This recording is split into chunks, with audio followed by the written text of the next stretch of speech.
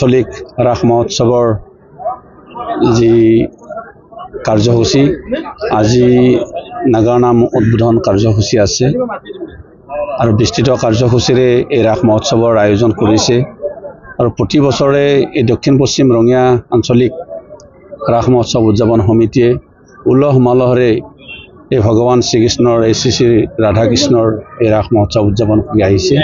এইবেলিও বিস্তৃত কাৰ্যসূচী আয়োজন কৰিছে আৰু এই ৰাস মহোৎসৱ হৈছে এক ধৰ্মীয় উৎসৱ আৰু এই ধৰ্মীয় উৎসৱে হৈছে এক আধ্যাত্মিকতা। আমাৰ মানুহৰ মনত আধ্যাত্মিক চেতনা নাথাকিলে আমি কেতিয়াও ধাৰ্মিক হ'ব নোৱাৰোঁ, এই কথাটো স্পষ্ট কথা। গতিকে আজি এই ৰাস মহোৎসৱৰ জৰিয়তে আমাৰ মাজত থকা যি ভাতৃত্ববোধ সমন্বয় এই কথাটো স্পষ্টকৈ ইয়াত প্ৰকাশ পাইছে।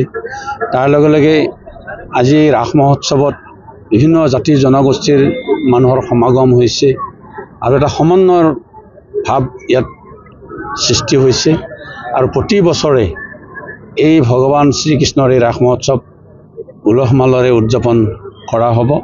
আৰু এটা কথা আমি সকলোৱে লক্ষ্য ৰখা উচিত যে আজি এই ৰাস মহোৎসৱত ভগৱান শ্ৰীকৃষ্ণৰ দশাৱতাৰৰ কথা ইয়াত প্ৰদৰ্শিত হয় আৰু এই দশাৱতাৰৰ কথা আমি সকলোৱে জানো। ভগৱান শ্ৰীকৃষ্ণই দশাৱতাৰ ধৰি বিশ্ব ব্ৰহ্মাণ্ডক সৃষ্টি কৰিছিল, লালন পালন কৰিছিল আৰু দুষ্টক দমন কৰিছিল, শান্তক পালন কৰিছিল। এই কথাবিলাকৰ এই ৰাস মহোৎসৱৰ জৰিয়তে ইয়াৰ বহিঃপ্ৰকাশ হৈছে। গতিকে আমি এনেধৰণৰ ধৰ্মীয় উৎসৱ আমি জীয়াই ৰাখিব লাগিব আৰু ভৱিষ্যত প্ৰজন্মকো এই অনুষ্ঠানৰ প্ৰতি আকৰ্ষিত কৰিব লাগিব। আমাৰ এই ধৰ্মীয় পৰম্পৰা যাতে তেওঁলোকে ৰক্ষা কৰিব পাৰে, ইয়াৰ লগত জড়িত আমাৰ কৃষ্টি সংস্কৃতিও যাতে তেওঁলোকে ৰক্ষা কৰিব পাৰে, এইটো মই সকলোকে আহ্বান জনাইছোঁ। আজি নাগাৰা নাম অনুষ্ঠান আনুষ্ঠানিকভাৱে উদ্বোধন কৰাৰ বাবে আমাক আমন্ত্ৰণ জনাইছে। এই নাগাৰা নাম অনুষ্ঠান উদ্বোধন কৰা হৈছে। গতিকে মই সকলোকে আহ্বান জনাইছোঁ।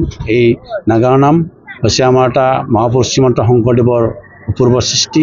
এই নাগাৰা নামৰ আমাৰ নামনি অসমত ইয়াত বিশেষ ইয়াৰ প্ৰচাৰ আছে, প্ৰসাৰ ইয়াৰ বৃদ্ধি হৈছে আৰু এটা নাম আছে আৰু নামনি অসমত আমাৰ ৰাইজেই নাগাৰা নামক জীয়াই ৰাখিছে আৰু পাঠকসকলেও বা শিল্পীসকলেও ৰাইজৰ সহযোগত তেওঁলোকে আজি নাগাৰা নাম পৰিৱেশন কৰি আছে। ভৱিষ্যতেও আমি ৰাইজে সহযোগ কৰিলে আমাৰ নাগাৰা নাম জীয়াই